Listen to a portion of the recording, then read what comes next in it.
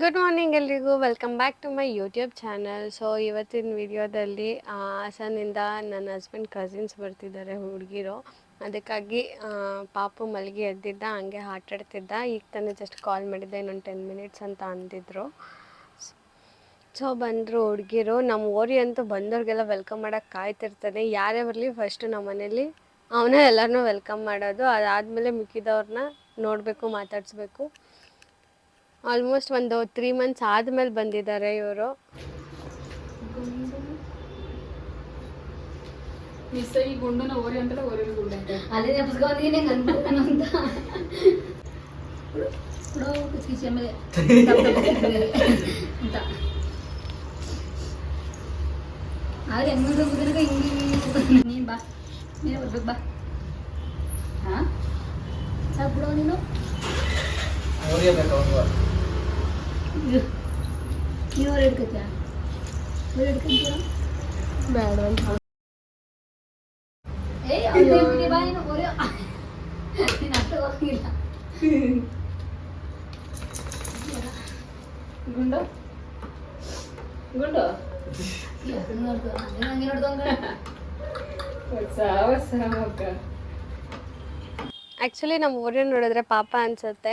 ಮುಂಚೆ ಅವನೊಬ್ಬನೇ ಪ್ರಿಯಾರಿಟಿ ಆಗಿದ್ದ ಮನೇಲಿ. ಯಾರೇ ಬಂದರೂ ಅವನೇ ಎತ್ಕೊಂಡು ಅವನೇ ಮುದ್ದಾಡೋರು. ಈಗೆಲ್ಲ ಪಾಪದ ಮುದ್ದಾಡ್ತಾರೆ ಅಂದ್ಬಿಟ್ಟು ಅವನಿಗೆ ಜಾಸ್ತಿ ಫೀಲ್ ಆಗ್ತಿರತ್ತೆ. ಆಯ್ ಮಾಡೋಳಿಗೆ ಹೊಟ್ಟೆ ಉರಿತೈತಿ ಈಗ. ಇವಳು ಎತ್ಕೊಂಡ್ಬಿಟ್ಲಲ್ಲ ಅಷ್ಟೇ, ಅಲ್ಲಿಂದ ಶಿಫ್ಟು. ನೀನು ಎತ್ಕೊಳ್ಳೆ ಈಗ. ಅವ್ರು ಮಾತ್ರ ಒಬ್ರ ಹತ್ರನೇ ಇರ್ಬೇಕು. ಅಯ್ಯೋ ನೀನೇನ ನೋಡು ನೀನು. ಬಸ್ಸಲ್ಲ ನಾಯಿ ಮರಿ ಇತ್ತು ಸೇಮು. ಬಗ್ದಿತ್ತಲ್ಲ ಅದು ಹಾಕ್ ಮಾಡ್ಬಿಟ್ಟಿದ್ರು ಚೆನ್ನಾಗಿ. ಅದನ್ನ ಓಪನ್ ಮಾಡ್ಬೇಕು. ಬಾಯಿ ಕಡೆ ಕೊಡ್ತಲ್ಲ ನನಗೆ ಅಂತ ಏನು ಬೈತೇನೆ ಇವಾಗ. ಬಾ ಬಾ ಬಾ. ನೀವೇ ಒಂದು ಕಾಲು ಇಟ್ಕೊಂಡು ಬಾ ಮಾತಿಸುವ ಇವಳು ಅಂತ ನೀನ್ ಅದಕ್ಕೆ ಕಣೋ ಗುಂಡನ್ ಕರೆದು ಎಲ್ಲ ನಮ್ಗೆ ಯಾಕೆ ವಿಷಯ ಪಡ. ಅವನು ದಡ್ಪಯ್ಯಾಗೋನೀಗ ಗುಂಡು.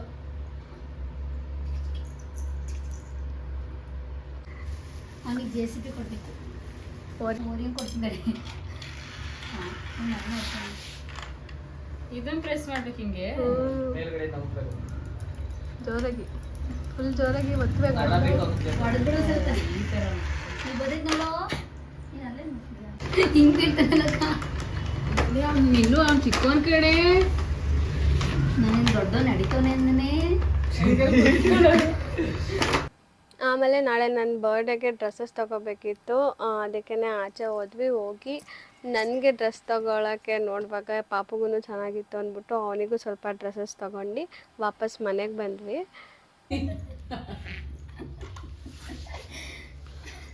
ಮಕ್ಕಳು ಕಾಲಿಗೆ ಓ ಗುಂಡು ಗುಂಡು ಅವಳು ಬಿದ್ದೆ ಕಣ ನೀನು. ಅದಾದಮೇಲೆ ಕೇಕ್ ಆನ್ಲೈನಲ್ಲಿ ಆರ್ಡರ್ ಮಾಡಿದ್ವಿ, ಅದನ್ನು ಡೆಲಿವರಿ ಆಯಿತು. ಆ್ಯಕ್ಚುಲಿ ನಾನು ಪ್ಯಾಕೇಜಿಂಗ್ ವಿಡಿಯೋ ಮಾಡಬೇಕಿತ್ತು, ನನಗೆ ಆಗಲಿಲ್ಲ. ಬಟ್ ಪ್ಯಾಕೇಜಿಂಗ್ ಮಾತ್ರ ಸಖತ್ತಾಗಿತ್ತು. ನಂದು ಫಸ್ಟ್ ಟೈಮ್ ಎಕ್ಸ್ಪೀರಿಯನ್ಸ್ ಇದು. ಅವರೇ ನಮ್ಮ ನೇಮ್ ಬರ್ಕೊಳ್ಳೋಕ್ಕೆ ಒಂದು ಸ್ಲೇಟ್ ಥರ ಕೊಟ್ಟು ಚಾಕ್ ಪೀಸ್ ಕೊಟ್ಬಿಟ್ಟು ಚೆನ್ನಾಗಿತ್ತು. ಏನೋ ಒಂಥರ ಡಿಫ್ರೆಂಟಾಗಿ ಫೀಲ್ ಆಯಿತು. ನಾನು ಫಸ್ಟ್ ಟೈಮ್ ನೋಡಿದ್ದು ಈ ಥರ. ನಮ್ಮ ಹುಡುಗಿರೂ ಅಷ್ಟೇ, ಆಗ ತುಂಬ ಸಖತ್ತಾಗಿ ಮಾಡಿದ್ದಾರೆ. ಡಿಫ್ರೆಂಟಾಗಿದೆ ಇದು, ನಾವು ಫಸ್ಟ್ ಟೈಮ್ ನೋಡ್ತಿರೋದು. ಪ್ಯಾಕೇಜಿಂಗಿಗೆ ಕೊಡಬೇಕು ಆಗ, ಕೇಕ್ ಪ್ಯಾಕೇಜಿಂಗ್ ಆಗಲಿ ಮತ್ತು ಅವ್ರದ್ದು ಡಿಫ್ರೆಂಟ್ ಐಡಿಯಾ. ಅದು ಆ ಥರ ಪೇಪರ್, ಬ್ಲ್ಯಾಕ್ ಪೇಪರ್ ಕೊಟ್ಬಿಟ್ಟು ಅದ್ರ ಮೇಲೆ ಚಾಕ್ ಪೀಸಲ್ಲಿ ನೇಮ್ ಬರೆಯೋದು ಏನೋ ಒಂಥರ ಯೂನಿಕಾಗಿ ಚೆನ್ನಾಗಿತ್ತು ಐಡಿಯಾ. ಅದಾದಮೇಲೆ ಕೇಕ್ ಕಟ್ ಮಾಡಿ ಮಧ್ಯರಾತ್ರಿ ಎಲ್ಲ ಕೂತ್ಕೊಂಡು ಕೇಕ್ ತಿಂದು ಆಲ್ಮೋಸ್ಟ್ ಮಲಗೋ ಅಷ್ಟೊತ್ತಿಗೆ ನೈಟು 2:30, 3 o'clock ಆಗಿಬಿಟ್ಟಿತ್ತು. ಕಂಜಾಜುಲೇಷನ್ ಹೇಳಿಲ್ವಾ ಹೆಂಗ್ ವಿಡಿಯೋ ಮಾಡುವಾಗ ಹೆಂಗೆ ಮಾಡ್ತೀನಿ ಅಂತ.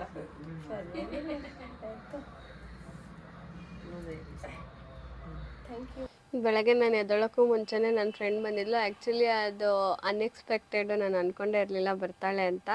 ಅವಳು ಬಂದಮೇಲೆ ಎದ್ದು ಮತ್ತೆ ರೆಡಿಯಾಗಿ ಮತ್ತೆ ಇನ್ನೊಂದು ಕೇಕ್ ಕಟ್ ಮಾಡಿದ್ವಿ. ನೈಟು 2-3 ಆಗಿದ್ದರಿಂದ ಮಲಗೋದು. ಸೊ ಬೆಳಗ್ಗೆ ಸ್ವಲ್ಪ ಲೇಟಾಗಿ ಎದ್ವಿ ಎಲ್ರೂ. ಅಫಿಷಿಯಲ್ ಆಗಿರ್ಬೇಕು ಅಂತ ತಗೊಂಡ್ರೆ ಅಫಿಷಿಯಲಿಟಿ.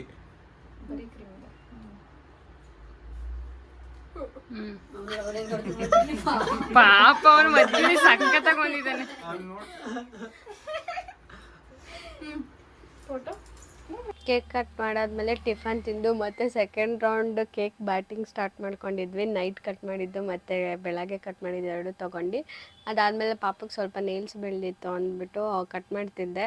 ಆ್ಯಕ್ಚುಲಿ ಅವ್ನು ಎದ್ದಿರುವಾಗ ಕಟ್ ಮಾಡಿಸ್ಕೊತಿರೋದೇ ಇವಾಗ ಒಂದು 2 ವೀಕ್ಸಿಂದ. ಮುಂಚೆ ಎಲ್ಲ ಅವ್ನು ಮಲಗಿರುವಾಗ ಕಟ್ ಮಾಡಬೇಕಿತ್ತು. ಮಲಗಿರುವಾಗ ಕಟ್ ಮಾಡೋದು ಕಷ್ಟ ಆಗೋದು, ಒಂಚೂರು ಹಿಂಗೆ ಟಚ್ ಮಾಡಿದ ತಕ್ಷಣ ಅಳ್ಳಾಡೋನು. ಇವಾಗ ಪರವಾಗಿಲ್ಲ, ಕುತ್ಕೊಂಡು ಕಟ್ ಮಾಡಿಸ್ಕೊಳ್ತಾನೆ ಮತ್ತು ನಗಾಡ್ತಿರ್ತಾನೆ ನೇಲ್ಸ್ ಕಟ್ ಮಾಡಿದ್ರೆ. ಅದಾದಮೇಲೆ ನಾವು ಎಲ್ಲರೂ ಒಟ್ಟಿಗೆ ಸೇರಿದ್ದೀವಲ್ಲ, ಡಿನ್ನರ್ಗೆಲ್ಲಾದರೂ ಆಚೆ ಹೋಗೋಣ ಅಂತ ಪ್ಲ್ಯಾನ್ ಮಾಡ್ತಿದ್ವಿ. ಎಲ್ಲರೂ ರೆಡಿಯಾಗಿ ಕ್ಯಾಬ್ ಬುಕ್ ಮಾಡಿದ್ದೆ, ಬಂತು. ಆ್ಯಕ್ಚುಲಿ ಟಿಕ್ಕಿ ವಿಲೇಜ್ಗೆ ಹೋಗೋಣ ಅಂತ ಫೈನಲ್ ಪ್ಲ್ಯಾನ್ ಮಾಡಿ ಹೊರಟ್ವಿ. ಫಸ್ಟು ಇಲ್ಲಿರೋ ಟಿಕ್ಕಿ ವಿಲೇಜ್ಗೆ ಹೋಗೋಣ ಅಂದ್ಕೊಂಡ್ವಿ. ನಿಯರ್ ಬೈ ಮನೆ ಹತ್ರನೇ ಒಂದು ಹೊಸದಿದೆ, ಅಲ್ಲಿ ಕ್ಲೋಸ್ ಆಗಿತ್ತು. ಅದಕ್ಕೇ ಇನ್ನೊಂದು ಟಿಕ್ಕಿ ವಿಲೇಜ್ ಇತ್ತು, ಅಲ್ಲಿಗೆ ಹೋದ್ವಿ. ನಾನು ಈ ಟಿಕ್ಕಿ ವಿಲೇಜ್ಗೆ 2 to 3 ಇಯರ್ಸ್ ಬ್ಯಾಕ್ ಒಂದು ಸತಿ ಬಂದಿದ್ದೆ. ಅದಾದಮೇಲೆ ಇವತ್ತೇ ಬರ್ತಿರೋದು. ಆವಾಗ ಸ್ವಲ್ಪ ಚಿಕ್ಕದಾಗಿತ್ತು, ಈಗ ರೆನೋವೇಷನ್ ಮಾಡಿ ಫುಲ್ಲು ದೊಡ್ಡದಾಗಿ ಮಾಡಿದ್ದಾರೆ. ಇದು ಬಂದುಬಿಟ್ಟು ಎಂಟ್ರೆನ್ಸು. ಮುಂಚೆ ಈ ಥರದ್ದು ಬರ್ಡೇ ಪಾರ್ಟಿಗಾಗಲಿ ಈ ಥರ ಸೆನಾರಿಯೋ ಇರಲಿಲ್ಲ. ಆಂಬಿಯನ್ಸ್ ಮಾತ್ರ ಸಖತ್ತಾಗಿತ್ತು. ನಾನು ಅಲ್ಲಿ ಹೋದ್ಮೇಲೆ ಅಂದ್ಕೊಂಡ್ವಿ ನಾವು ಇನ್ನೂ ಸ್ವಲ್ಪ ಬೇಗ ಬಂದಿದ್ದರೆ ಇನ್ನೂ ಅಲ್ಲಿ ಆಟಾಡೋದೆಲ್ಲ ಇತ್ತು ಮತ್ತು ಇನ್ನೂ ಸ್ವಲ್ಪ ಜಾಸ್ತಿ ಫೋಟೋಸ್ ಎಲ್ಲ ತೊಗೋಬೋದಿತ್ತು. ಅಲ್ಲಿ ಗೇಮ್ಸ್ದೆಲ್ಲ ಚೆನ್ನಾಗಿತ್ತು. ನಾವು ಬಂದಾಗ ಅದೆಲ್ಲ ಇರಲಿಲ್ಲ, ಇದೆಲ್ಲ ಹೊಸ್ದಾಗಿ ಮಾಡಿರೋದು ಈಗ. ಅದಾದಮೇಲೆ ಇದು ಬಂದುಬಿಟ್ಟು ಎಂಟ್ರೆನ್ಸು. ನಮ್ಮಮ್ಮ ಮತ್ತು ನನ್ನ ತಮ್ಮ ಬೈಕಲ್ಲಿ ಬರ್ತಿದ್ರು ಅಂತ ಕಾಯ್ತಿದ್ವಿ, ಬಂದರು. ಅದಾದಮೇಲೆ ಮುಂದೆ ಹೋಗೋಣ ಅಂತ ಹೊರಟ್ವಿ. ಲೈಕ್ ಗ್ರೀನರಿ ಆಗಿರಲಿ, ಅಲ್ಲ ಇರೋ ಎನ್ವಿರಾನ್ಮೆಂಟ್ ಆಗಿರಲಿ, ಫ್ಯಾಮಿಲಿ ಔಟಿಂಗಿಗೆ ತುಂಬ ಚೆನ್ನಾಗಿರುತ್ತೆ. ನಾನು ಆಲ್ಮೋಸ್ಟು ತುಂಬ ದಿನ ಆಯಿತು ಈ ಥರ ಆಚೆ ಹೋಗಿ. ಪಾಪು ಆದಮೇಲಿಂದ ಈ ಥರ ಹೋಗಿರಲಿಲ್ಲ, ಅಂದರೆ ಈ ಥರ ಜಾಗಕ್ಕೆ. ಸೊ ನನಗೂ ಸ್ವಲ್ಪ ಮೈಂಡ್ ರಿಫ್ರೆಶ್ಮೆಂಟ್ ಥರ ಆಯಿತು. ಆ್ಯಂಬಿಯನ್ಸ್ ಚೆನ್ನಾಗಿತ್ತು. ಫ್ಯಾಮಿಲಿ ಟೈಮು ಒಂದು ಹಾಫ್ ಅ ಡೇ ಸ್ಪೆಂಡ್ ಮಾಡೋಕ್ಕೆ ತುಂಬ ಚೆನ್ನಾಗಿದೆ ಜಾಗ. ಹೋದರೆ ಆರಾಮಾಗಿ ಲಂಚ್ ಮುಗಿಸ್ಕೊಂಡು ಈವ್ನಿಂಗ್ ಲೈಟ್ಸ್ ನೋಡ್ಕೊಂಡು, ಮಕ್ಕಳಿದ್ರೆ ಮಕ್ಕಳಿಗೆ ಪ್ಲೇ ಏರಿಯಾ ಇದೆ, ಅಲ್ಲಿ ಆಟಾಡ್ಕೊಂಡೆಲ್ಲ ಆರಾಮಾಗಿ ಬರ್ಬೋದು. ಪ್ಲೇಸ್ ಚೆನ್ನಾಗಿದೆ. ಹಾಗೆ ಮುಂದೆ ಹೊರಟ್ವಿ. ಆ್ಯಕ್ಚುಲಿ ಸೀಟಿಂಗ್ಸು ಡಿನ್ನರ್ಗೆಲ್ಲ ಸ್ವಲ್ಪ ಮುಂದೆ ಇದೆ. ಹಿಂಗೆ ನೋಡ್ಕೊತ ಹೊರಟ್ವಿ. ಅಲ್ಲಿ ಒಂದು ಬೈಕ್ ನಿಲ್ಲಿಸಿದ್ದಾರೆ. ನಾನು 2 to 3 ಇಯರ್ಸ್ ಬ್ಯಾಕ್ ಆ ಬೈಕ್ ಮೇಲೆ ಫೋಟೋ ತೊಗೊಂಡಿದ್ದೆ ರೆಡ್ ಕಲರ್ ಡ್ರೆಸ್ಸಲ್ಲಿ. ಅಲ್ಲಿ ಹೋದಾಗ ನಾನು ನಮ್ಮ ಹುಡುಗಿರ್ಗೆ ಅದನ್ನೇ ಹೇಳ್ತಿದ್ದೆ, ಈ ಬೈಕ್ ಮೇಲೆ ನನ್ನ ಫೋಟೋ ಇದೆ ಅಂದ್ಬಿಟ್ಟು. ಅದಕ್ಕೆ ಓ ಅಕ್ಕ ಈ ಬೈಕಾ ಅಂತ ಅಂದರು ಅವರು. ಬ್ಯಾಕ್ಗ್ರೌಂಡಲ್ಲಿ ಕನ್ನಡ ಸಾಂಗ್ಸ್ ಆಗಲಿ ಬೇರೆ ಸಾಂಗ್ಸ್ ಆಗಲಿ ಸಖತ್ತಾಗಿ ಪ್ಲೇ ಆಗ್ತಿತ್ತು. ಆ್ಯಕ್ಚುಲಿ ಆ ಈವ್ನಿಂಗ್ಗೆ ಸಾಂಗ್ಗೆ ಇರೋ ಆ್ಯಂಬಿಯನ್ಸ್ಗೆ ಮಾತ್ರ ಸಖತ್ತಾಗಿತ್ತು. ಏನೋ ಒಂಥರ ಮೈಂಡ್ ರಿಫ್ರೆಶಿಂಗ್ ಆಗಿ ಸಾಂಗ್ಸ್ ಹಾಕೋಂಗಿದ್ದಿದ್ರೆ ಬ್ಯಾಕ್ಗ್ರೌಂಡ್ ಮ್ಯೂಸಿಕ್ದೇ ಹಾಕ್ಬಿಡ್ತಿದ್ದೆ. ಬಟ್ ಅದೆಲ್ಲ ಹಾಕಿದ್ರೆ ಯೂಟ್ಯೂಬಲ್ಲಿ ಕಾಪಿರೈಟ್ಸ್ ಕೊಡ್ತಾರೆ ಅಂದ್ಬಿಟ್ಟು ನಾನು ಮ್ಯೂಟ್ ಮಾಡಿದ್ದೀನಿ. ಬಟ್ ಒಂದೊಂದು ಸಾಂಗ್ಸೂ ಮಾತ್ರ ಸಖತ್ತಾಗಿತ್ತು. ಕನ್ನಡ ಸಾಂಗ್ಸು ಪ್ಲೇ ಮಾಡ್ತಿದ್ರು. ಆಲ್ಮೋಸ್ಟ್ ನಾವು ಎಂಟ್ರಿ ಆದಾಗ ಹಿಂದಿ ಸಾಂಗ್ ಇತ್ತು. ಅದಾದಮೇಲೆ ನಾವು ಒಳಗೆ ಹೋದ್ಮೇಲೆಲ್ಲ ಫುಲ್ ಆಲ್ಮೋಸ್ಟ್ ಈಗಿನ ಟ್ರೆಂಡಿಂಗ್ ಕನ್ನಡ ಸಾಂಗ್ಸ್ ಆಗಲಿ ಎಲ್ಲ ಚೆನ್ನಾಗಿ ಹಾಕಿದ್ರು. ನಾನು ಕೇಳ್ತಿದ್ದೆ, ನಾನು ಚೆನ್ನಾಗಿ ಕಾಣ್ತಿದ್ದೀನಿ, ನಾವು ವೀಡಿಯೋದಲ್ಲಿ ಚೆನ್ನಾಗಿ ಬರ್ತಿದ್ದೀನಿ ಅಂತ. ಅದಾದಮೇಲೆ ಎಲ್ಲಿ ಕೂತ್ಕೊಳ್ಳೋದು ಅಂತ ಡಿಸೈಡ್ ಮಾಡ್ತಿದ್ವಿ. ಅಲ್ಲಿ ಮುಂದೆ ಲೈಟಿಂಗ್ಸ್ ಎಲ್ಲಿ ಚೆನ್ನಾಗಿದೆ ಫೋಟೋಸ್ಗೆ ಅಂದ್ಬಿಟ್ಟು ನೋಡಿ ಕೂತ್ಕೊಳ್ಳೋಕ್ಕೆ ಹೊರಟ್ವಿ. ಡೇ ಟೈಮಲ್ಲಿ ಹೆಂಗೆ ಕಾಣುತ್ತೋ ಗೊತ್ತಿಲ್ಲ. ಆ್ಯಕ್ಚುಲಿ ಡೇ ಟೈಮಲ್ಲೂ ಚೆನ್ನಾಗಿ ಕಾಣ್ಬೋದೇನೋ, ಬಟ್ ನೈಟ್ ಟೈಮಲ್ಲಿ ಆ ಲೈಟಿಂಗ್ಸಿಗೆ ಏನೋ ಒಂಥರ ವೈಬೇ ಡಿಫ್ರೆಂಟಾಗಿತ್ತು. ನಾನು ಆ್ಯಕ್ಚುಲಿ ಅಲ್ಲಿ ಹೋದ್ಮೇಲೆ ಅನಿಸಿದ್ದು, ನಾನು ಡೇ ಟೈಮ್ ಇನ್ನೊಂದು ಸತಿ ಪಕ್ಕ ಬರಲೇಬೇಕು, ಹೆಂಗೆ ಕಾಣಿಸುತ್ತೆ ಅಥವಾ ಹೆಂಗಿರುತ್ತೆ ಅಂತ ನೋಡೋಕ್ಕೆ. ಹೋಗ್ತೀನಿ ಒಂದು ಸ್ವಲ್ಪ ದಿನ ಆದಮೇಲೆ. ಕೂತ್ಕೊಂಡು ಫುಡ್ ಆರ್ಡರ್ ಮಾಡಿದ್ವಿ. ಆರ್ಡರ್ ಮಾಡಾದಮೇಲೆ ಅದು ಬರೋ ಅಷ್ಟರಲ್ಲಿ ಬೇಗ ಹೋಗಿ ಒಂದು ಸ್ವಲ್ಪ ಫೋಟೋಸ್ ತಗೊಳ್ಳೋಣ ಅಂದ್ಬಿಟ್ಟು ಹೋದ್ವಿ. ಫೋಟೋಸ್ ಎಲ್ಲ ತಗೊಂಡು ಫುಡ್ ಬಂತು, ತಿನ್ಕೊಂಡು ವಾಪಸ್ ಹೊರಟ್ವಿ ನಾವು. ಫುಡ್ ಮಾತ್ರ ಸಖತ್ತಾಗಿತ್ತು. ಆ್ಯಂಡ್ ನಮಗೆ ಟೇಸ್ಟ್ ಚೆನ್ನಾಗಿ ಅನಿಸ್ತು.